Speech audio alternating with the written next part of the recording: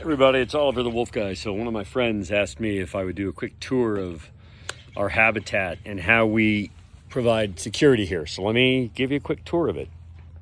So as I mentioned in a previous video, as opposed to using chain link or welded wire fencing, we use ornamental iron.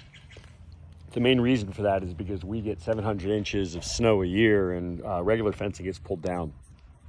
So this is what our fencing looks like. This is a cross fence. Our house is fully in the habitat, so we have it cross fenced at the house. But if you look, you'll see. I can get the focus to work here. That the fence continues well beyond it and out of sight. And actually, if you look where the boulder is up there on the hillside, you can see a back fence as well. And then you'll also notice that we have electrified running along the top rail and above, and if we need to in the winters when it gets extremely deep, we can actually extend this. 2 years ago we had to take this up to 13 additional feet because of the amount of snow. Then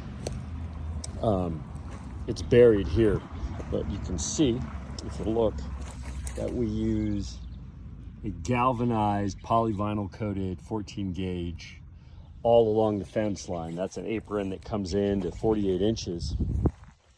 And so that provides a dig guard in case anybody wants to do some digging. You can see some of it here laying on the surface here when they move. Sometimes it gets uncovered. Right there. And then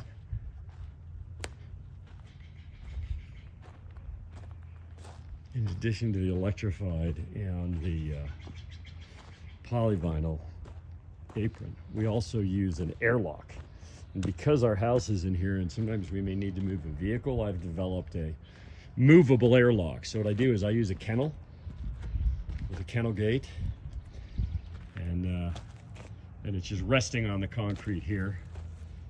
The secondary gate beyond it is very heavy, and because there's concrete, they're not digging. And then this is just wire tied to the post here. And so if I need to, I can release that and move this across and open the double gates to allow a vehicle to get in. And of course, any time that that would be going on, then the animals would be over here on the rear of the habitat, which is much, much larger. And then in addition, back here, nope, we can stay. You can see a much bigger habitat. We also have a secured kennel. This is for puppies, any medical emergency, weather events where I need everybody completely secured. So I've got a kennel inside the habitat.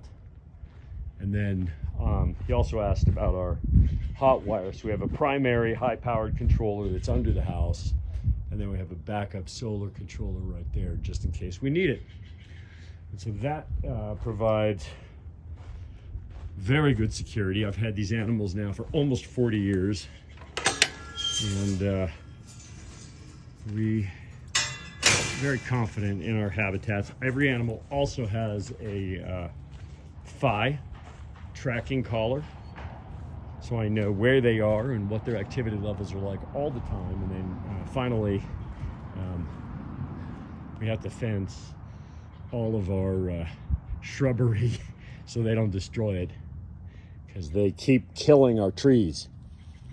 And then when we have animals that are very little, like this guy over here, he's very little still, aren't you, Noonie? Noonie's very little. Noonie's very little.